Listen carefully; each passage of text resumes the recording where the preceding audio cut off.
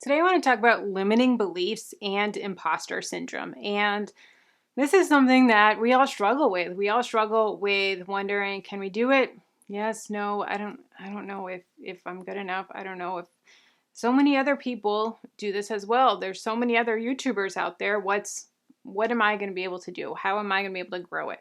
There's so many other people with Etsy shops. How am I going to make sales when there's so many other ones that sell exactly what I want to sell? How am I going to coach someone when I don't honestly know if I believe it myself? And these limiting beliefs really play a big part in our goals and if we're going to be able to achieve them or not. There's a quote by Henry Ford that, it hits home. And Henry Ford says, whether you think you can or you think you can't, you're right. So what he's saying is that it's all up here. And if you are thinking, you know what, I don't think I'm not gonna be able to do it. I I'm just not. They're so much better than I am. What's even the point? You're not going to do it. You're not going to push through. You're not going to keep going when times get hard. You're not going to keep going when you get those negative comments, when you get people saying that you're an idiot or that you should just start saving for divorce and start a divorce sinking fund when you've only been married for 6 months. Yep, got that comment. Or the ones that say why your husband needs earplugs because you sound like blah, blah, blah. Yep, gotten that comment. And these limiting beliefs, if we allow our brain to go there and if we allow ourselves to believe them, you're not going to be able to achieve your goals. And it's so important to push past them and to know how to recognize them when they come up so that you know, okay, this is a limiting belief. This is imposter syndrome. This is something that isn't true and isn't right and something that I can push through. Or maybe I don't know about X, Y, and Z, and maybe I don't know how to do that. And that's really hard, but you can learn. When I first started on YouTube, I didn't know how to edit. I didn't know how to do all of these things, and I didn't know anything about YouTube or marketing or search engine optimization or anything like that. But I pushed through and I learned. And yes, if you go back to my first YouTube videos on my main channel, Kellyanne Smith, they were awkward, they were embarrassing, but I pushed through and I learned how to make them better. And I'm always learning, I'm always improving, and always getting better as well. Here are some times in your business when limiting beliefs are going to come up and you need to recognize them and push through them. So when you're first deciding to start an online business, when you're first saying, you know what, I need to make a change. I need to make some extra money. I need to do this, or I have a passion for this. I have a passion for helping people. I want to make a business. I want to start doing it. Am I gonna be good at it? Is that like, I don't know if it's for me. Or when you're ready to tell your friends and family. You want to hear a funny story? Let me tell y'all. So I had my YouTube channel for 2 years and I kept it a secret. My in-laws didn't know about it. My friends didn't know about it. Only a couple coworkers and my husband, my boyfriend at the time, knew about my YouTube channel. And I remember the day when I finally got up the courage to tell my best friend. And we had been best friends since preschool, and she knew everything about me. And I finally got up the courage to tell her and said, Bess, I have this secret double life of a YouTube channel, and I, have grown it now to, I think, 20,000 subscribers, and I'm honestly proud of it. And she goes, I know. I'm sorry, what? She goes, yeah, I know. Oh my gosh, I wanted to hurl. And she's like, I've been watching and all these other people around town know about it too. Oh my gosh, I was mortified. Not only mortified that they found it and they saw my really embarrassing videos, they didn't see the videos of like the recent ones. They saw a lot of old, awkward, embarrassing ones, but also I kept it from her. And I was so embarrassed that she was my best friend for 30 years at that point, almost 30 years, and I didn't share that with her. And it was such a big part of my life and something that I was so proud of and working towards. But those limiting beliefs crept in. And so I don't want that to happen to you.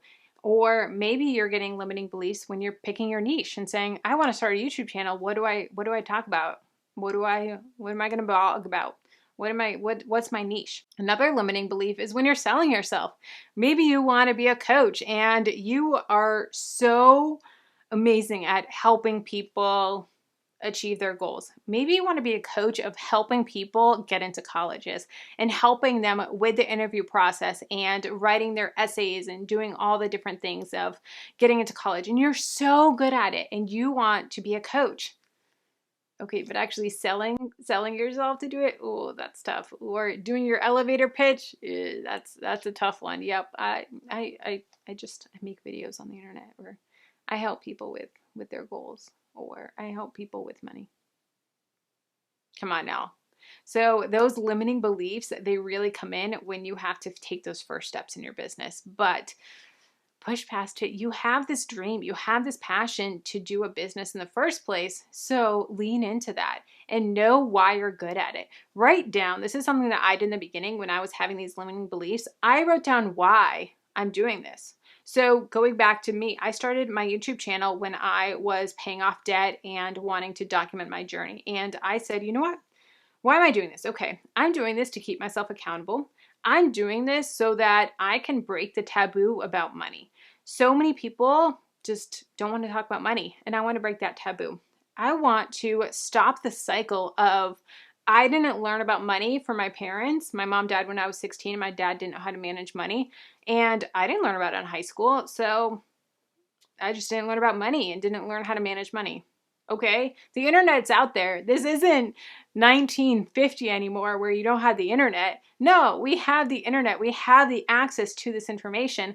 I wanted to be that support for people, that guilt-free, that they can privately watch my videos on the internet and learn about money. I wanted to be that for someone. I wanted to just simply share my journey and saying, hey guys, I learned about this. I learned how to calculate your net worth. Let me show you how I do it. Let me show you how to calculate your net worth in a simple way. I'm learning about investing. Let me show you how I started with investing, and I'm learning what these terms are. And these are scary terms. I don't know what a dividend is. I don't know what a stock is. I don't know what an ETF is. But hey, I just learned a index fund is really just a bunch of companies that you're buying shares of, and so that you're diversified. And when you're explaining it in that way, that people are like, oh, yeah, that makes sense. That's a lot less complicated than I thought it was. So I wanted to be that for people. So I wrote down the reasons why I'm good at having a YouTube channel. So that way, when it's come time to talk about it, I had the confidence. I had already rehearsed it. I had already talked in the mirror and practiced so that it wasn't just I talk on the internet. No, I don't have a YouTube channel. I don't know what you're talking about. No, I don't have it. No, that was a different Kelly. No, not me. Limiting beliefs in business often come up because we're going out in a new way. We're doing something that we've never done.